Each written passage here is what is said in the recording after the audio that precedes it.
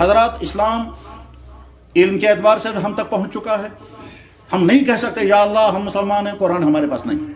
ہم نہیں کہہ سکتے یا اللہ ہم مسلمان ہیں حدیث نہیں ہے. یا اللہ ہم مسلمان ہیں ہمارے پاس مسائل بتانے والے عالم نہیں ہیں. ہم نہیں کہہ سکتے یا اللہ ہم اسلام پر چلنا چاہتے ہیں لیکن ہم علمی اعتبار سے ہم کو کوئی گائیڈ کرنے والا نہیں ہے. اسلام اپنے تمام علوم کے ساتھ ہم کو مل گیا ہے.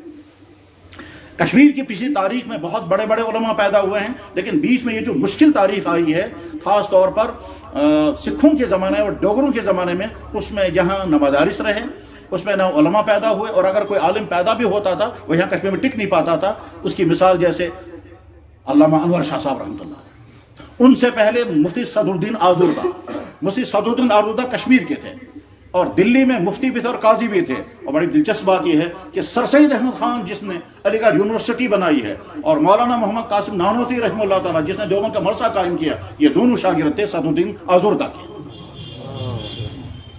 اور بھی اساتذہ تھے ان کے، لیکن چنانچہ سر سید احمد خان نے اپنی کتاب آثار السنادید میں مفتی صدر الدین آزردہ کا تذکرہ بہت وقیع الفاظ میں کیا ہے کہ کتنی عظیم کشمیر کا تھا. اور دلی میں مسلمانوں کے دلی میں انگریز دور حکومت میں وہ جج بھی تھے، مفتی بھی تھے، نام ہی ان کا مفتی صدر الدین آزردہ.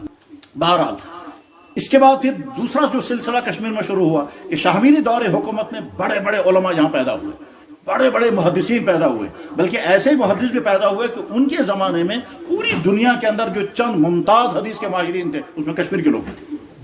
اسے محدث شمس الدین پال، محدث جوہر نال، محجر عنایت اللہ، محدث یعقوب صرفی، محدث بابا داؤد مشکاتی. یہاں کشمیر سری نگر کے ایک صاحب جو بڑے علمی ذوق رکھنے والے تھے وہ حج کرنے کے لیے گئے. یہاں کشمیر میں حدیث کی کتابیں نہیں پائی جاتی تھی. مکہ مکرمہ میں انہوں نے ایک آدمی کے پاس کتاب دیکھی مشکات شریف، تو حیران ہو گئے مشکات شریف دیکھ کر کے اس میں ساری حدیثیں جمع ہیں. تو ان سے کہا حضرت یہ کتاب ہمیں دے دو. اس نے کہا کہ صاحب یہ میرے پاس ایک ہی نسخہ ہے، پرنٹنگ کا زمانہ نہیں تھا، تو اسے تمہیں کیسے دے سکتا ہوں. انہوں نے کہا حضرت پھر پڑھنے کے لیے دے دیجئے. انہوں نے کہا کوئی حرج نہیں ہے، پڑھنے کے لیے لے لو.